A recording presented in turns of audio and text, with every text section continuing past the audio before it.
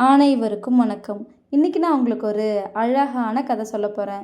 ஒரு ஊர்ல ஒரு வயசான ஒருத்தவர் இறந்து போயிட்டாராம். வீட்ல அவருடைய உடல அடக்கம் செய்யறதுக்கான ஏற்பாடு நடந்துட்டு இருந்துச்சாம். அந்த வீட்டுக்கு ஒரு மனுஷன் வந்தானா. இறந்து போன இவர் என்னுடைய நண்பர் தான். எனக்கு 15,00,000 பணம் தரணும் அப்படின்னு சொன்னாராம். பணத்தை கொடுத்தாதான் உடலை அடக்கம் பண்ண நான் அனுமதிப்பேன் அப்படின்னு சொன்னாராம். விவாதம் நடந்துச்சாம். இறந்து போனார் இல்லையா, அவருக்கு 3 மகன்களும் ஒரு மகளும் இருந்தாங்களாம். அந்த 3 மகன்களும், "நாங்கள் தரமாட்டோம், எங்கள் அப்பா உங்ககிட்ட பணம் வாங்கினதை பற்றி எங்கள்கிட்ட சொல்லவே இல்லை" அப்படின்னு சொல்லி சண்டை போட்டாங்களாம்.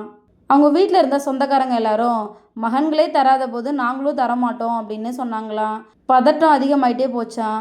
அவருடைய ஒரே மகள் அங்கேருந்து ஓடி வந்து தன்னோட கழுத்தில் கையில் இருந்த நகையை எடுத்து கொடுத்து, "இதை வச்சுக்கோங்க, மீதியை நானே தந்துடுறேன்" அப்படின்னு சொன்னாலாம்.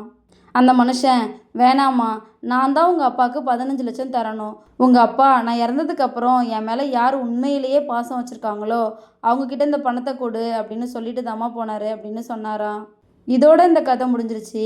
பெண் பிள்ளைகளை பெற்றவங்க ரொம்ப கொடுத்து வச்சவங்க. அதை தான் இந்த கதை நமக்கு சொல்லுது. இந்த கதை உங்கள் எல்லாருக்கும் பிடிச்சிருக்கும் நம்புகிறேன். இன்னொரு அழகான கதையில் நாளை மாலை 5 மணிக்கு சந்திப்போம். நன்றி.